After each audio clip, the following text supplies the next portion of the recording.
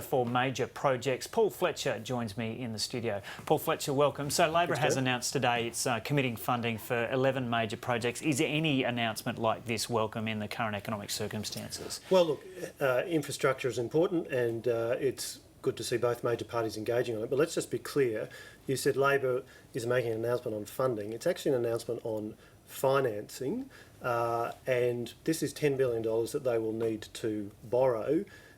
So it'll add to the very significant debt that we are working to get down. But also what they've included in their announcement is a range of projects that are already contracted, funded, underway. So the Pacific Highway, 4 lanes, Sydney to Brisbane. But on that, it's saying that they will commit to the fast tracking of those projects. Well, actually, they're not saying that at all in relation to projects like the Pacific Highway and the Bruce Highway. $5.6 billion on the Pacific Highway is what the Turnbull government is delivering. That'll be 4 lanes, Sydney to Brisbane by 2020. A $6.7 billion commitment to the Bruce Highway, that vital artery running from Brisbane all the way up to Cairns, a whole series of projects.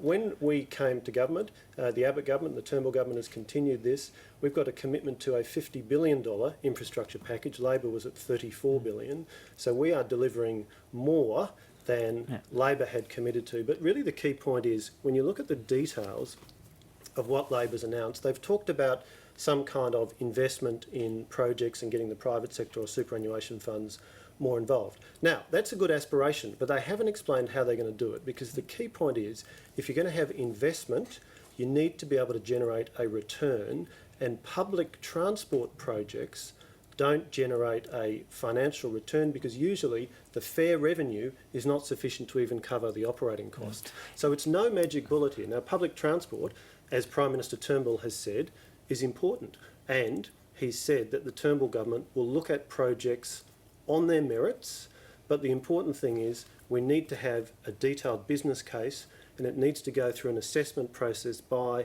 Infrastructure Australia. Now, some of the projects that Labor's talking about here, like Melbourne Metro, for example, a proposed rail project. There is no business case for that yet. My information is that there won't be one available until early next year. So on all projects, and this was a principle that Labor had committed to under Infrastructure Australia, all projects need to go, major projects, projects of national significance, need to go to Infrastructure Australia first. And it's not clear from what Labor is saying, from this list of projects they've now given, are they committed to those come what may without a business case, and are they going to bypass Infrastructure Australia? Well, Labor argues that capital investment on infrastructure is actually falling. Has your government been unable to stimulate the economy through spending in this sector as much as it would have liked to? Look, that's quite the contrary. There's a whole range of projects underway, in addition to the Pacific Highway and the Bruce Highway I've talked about. In Sydney, you've got West Connects, North Connects, a major Western Sydney roads project. You've got in Perth the Gateway project, the Swan Valley Bypass, I should say. But there are ABS figures that point to a collapse in infrastructure investment. Why has that happened? Oh, I wouldn't describe it as a collapse. There are ups and downs 20%. Quarter by quarter, year by year. Now, we do have a specific problem in relation to Victoria, where we committed $3 billion to the East-West Link, a major infrastructure project. The Victorian government, the new government, has said they don't want to proceed with that.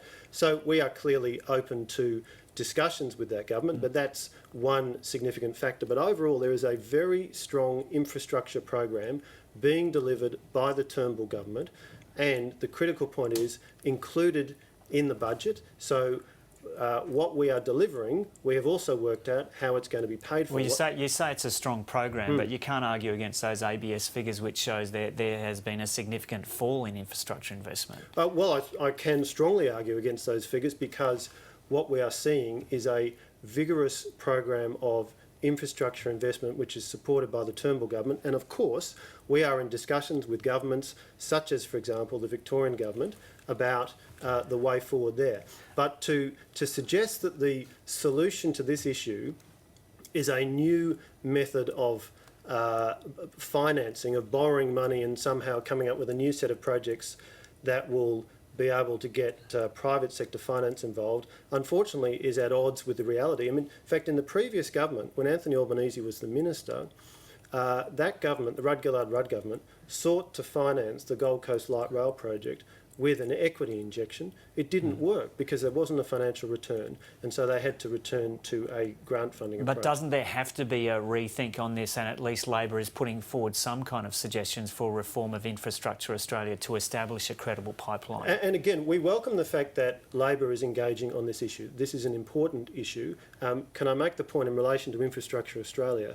One serious question which arises from what Labor has proposed is, does the role of Infrastructure Australia in their world now change to not only independently assessing projects but also financing projects? There seems to be a real tension there. Look, there's a lot of detail we don't have. This is essentially an unfunded thought bubble. And can I make this point? Labor has a track record of announcing things in opposition. When they get into government and it turns out to be time to execute, to deliver, they do a very poor job. On the National Broadband Network, supposedly an infrastructure project that was going to be subject to their rule that Infrastructure Australia would do a cost benefit before every major project. That did not happen with the NBN, and you look at the chaos of the pink bats, the school halls. Does anybody believe that Labor can actually deliver on any of this stuff? While I've got you here, I'd like to talk to you on another issue which is within your portfolio area, and this is this Volkswagen announcement from last night. 91,000 cars in Australia have that emissions cheating technology. We had the NRMA earlier this morning, so they were really surprised by that number, basically double what they thought it was going to be. What had you thought it was going to be? Look, this is a serious issue. The Volkswagen Group globally has, it now appears, engaged in very troubling conduct in which a whole series of their diesel-powered vehicles were fitted with these so-called emissions defeat devices. And what they do is change the way the engine runs when it's being tested and produces a lower emissions figure than it produces in its normal mode of operation. So this has caused very serious ructions for the Volkswagen Group globally. The chief executive has resigned. There's a new chief executive. In Australia, we have, as the federal government, been pressing those companies to tell us which vehicles are affected. We got those numbers yesterday, and they are large numbers. 91,000 vehicles across Audi, Volkswagen and Skoda are the three relevant brands, and both passenger vehicles and commercial vehicles.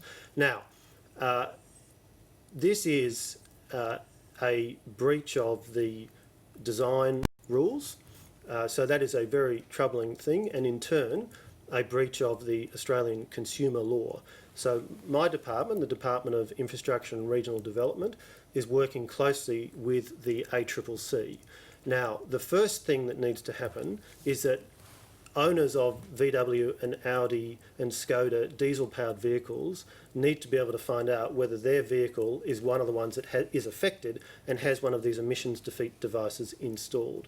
So in the press releases, the media releases that Audi and VW put out yesterday, they gave details about how consumers can contact those companies through their website to put in what's called the VIN, the vehicle identification number, to determine if their vehicle has one of these devices installed. That's the first thing. The second thing is they have committed not to be selling affected diesel-powered vehicles until... Which is, you'd think is the very least they could do. Absolutely, absolutely, until this problem is resolved. Well, I want to pick you up on a few points there. Sure. What do you think about the timing of this, the fact that it's taken several weeks compared to when we found out what the situation was in the US and Europe, and also the fact that they're suggesting that the refitting won't happen until the new year? The Australian government has met with these companies. We have been pressing them to provide this information. They did provide it yesterday.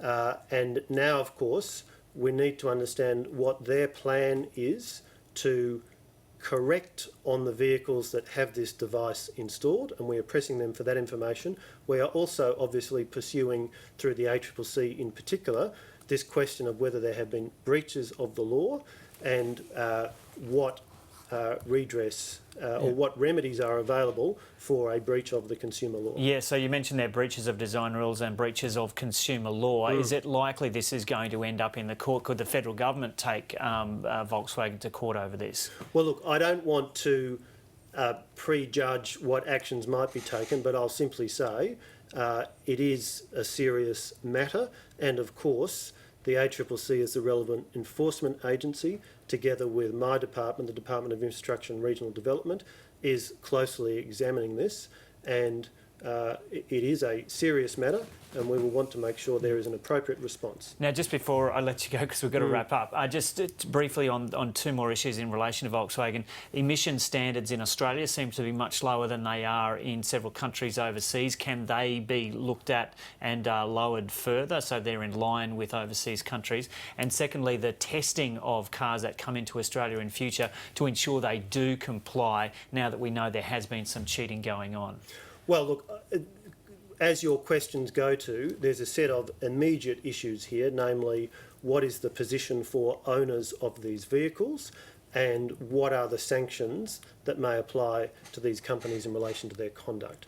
There are also some broader questions we need to ask to see if there are lessons we need to learn from this episode, and obviously we will ask those questions within the government. Okay, Paul Fletcher, thanks for coming in and having a chat to us. Thanks indeed.